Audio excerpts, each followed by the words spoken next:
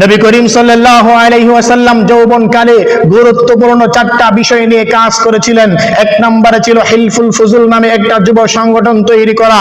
দুই নম্বরে ছিল খাদিজাতুল কুবরার ব্যবসায়িক প্রতিষ্ঠানের দেখাশোনা করা। তিন নম্বরে ছিল দাস প্রথা বিরোধী আন্দোলন। চার নম্বরে ছিল মূর্তি পূজা বিরোধী আন্দোলন। আমার ভাইয়েরা, নবী করিম সাল্লাল্লাহু আলাইহি ওয়াসাল্লামের যৌবনকালের এই গুরুত্বপূর্ণ চারটা বিষয়ের মধ্যে এক নম্বর বিষয় ছিল হিলফুল ফুজুল নামে একটা সংগঠন তৈরি করা। এর আলোচনা আমরা করেছি, বিস্তারিত আলোচনা শুনেছি। দুই নম্বরে ছিল নবী করিম সাল্লাল্লাহু আলাইহি ওয়াসাল্লাম খাদিজাতুল কুবরার ব্যবসায়িক প্রতিষ্ঠানের নির্বাহী কর্মকর্তা হিসেবে নিযুক্ত হয়ে কাজ করা। এর বিস্তারিত আলোচনা আমরা শুনেছি। তিন নম্বরে ছিল দাস প্রথা বিরোধী আন্দোলন। এই আলোচনা আমরা শুনি নাই, এখান থেকে আলোচনা শুরু করব ইনশাআল্লাহ। আমার ভাইয়েরা, নবী করিম সাল্লাল্লাহু আলাইহি ওয়াসাল্লাম যখন দেখতে পারলেন মক্কার ভিআইপি মানুষ যারা আছে, ধনাঢ্য ফ্যামিলি, সম্ভ্রান্ত ফ্যামিলি যারা আছে, এলিট ফ্যামিলি, রয়্যাল ফ্যামিলির মানুষ যারা আছে, তারা দুর্বল, গরিব, অসহায় মানুষদেরকে গোলামের মতো ব্যবহার করত, তাদের সাথে গোলামের মতো আচরণ করত। মক্কায় তৎকালীন সময়ে জাহিলিয়াতের যুগে মানুষ কেনা বেচা হতো, গোলামবাদী দাস দাসীর প্রচলন ছিল। নবী করিম সাল্লাল্লাহু আলাইহি ওয়াসাল্লামের কাছে এই বিষয়টি ভালো লাগে নাই। নবী করিম সাল্লাল্লাহু আলাইহি ওয়াসাল্লাম চিন্তা করলেন, আমরা প্রত্যেকে ভাই ভাই, কেন আমরা একজন আরেকজনকে গোলাম বানিয়ে রাখবো? কেন আমরা একজন আরেকজনের দাসত্বতা মেনে নেব? কেন আমরা একজন আরেকজনের কাছে গোলাম হয়ে থাকব? নবী করিম সাল্লাল্লাহু আলাইহি ওয়াসাল্লাম এর কঠোর বিরোধিতা করে নবী করিম সাল্লাল্লাহু আলাইহি ওয়াসাল্লাম আন্দোলন শুরু করলেন, দাস প্রথা বিরোধী আন্দোলন। আমার ভাইরা, নবী করিম সাল্লাল্লাহু আলাইহি ওয়াসাল্লাম প্রকাশ্যে ঘোষণা দিলেন, আমরা একজন আরেকজনের ভাই, আমরা কেন একজন আরেকজনকে গোলাম বানিয়ে রাখবো? আমরা কেন একজন আরেকজনের সাথে দাস দাসীর মতো ব্যবহার করব? এটা কখনোই উচিত নয়। একজন মানুষ আরেকজন মানুষের সাথে গোলামের মতো আচরণ করবে, খারাপ আচরণ করবে।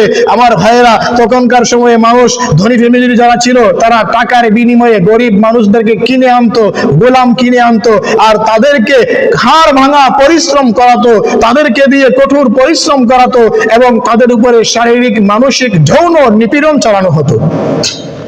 ওই সমস্ত মানুষ, তারা ব্যক্তি জীবনে স্বাধীন ছিল না, সামাজিক জীবনে কোনো স্বাধীন ছিল না, রাষ্ট্রীয় জীবনে কোনো স্বাধীন ছিল না, এমনকি যৌন জীবনেও তারা স্বাধীন ছিল না।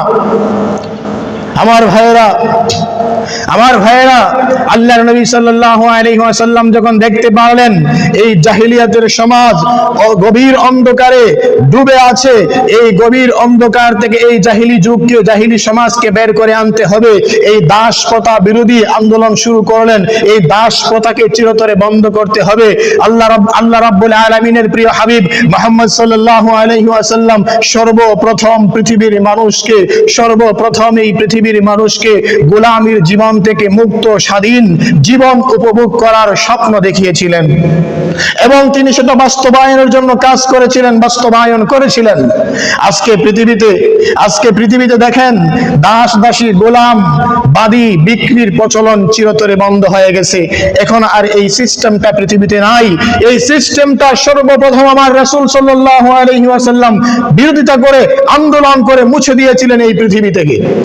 এজন্য আমার রাসূল সাল্লাল্লাহু আলাইহি ওয়াসাল্লামকে বলা হয়, আমার নবী করিম সাল্লাল্লাহু আলাইহি ওয়াসাল্লামকে বলা হয়, our prophet Muhammad sallallahu alaihi wasallam is greatest freedom fighter of all time.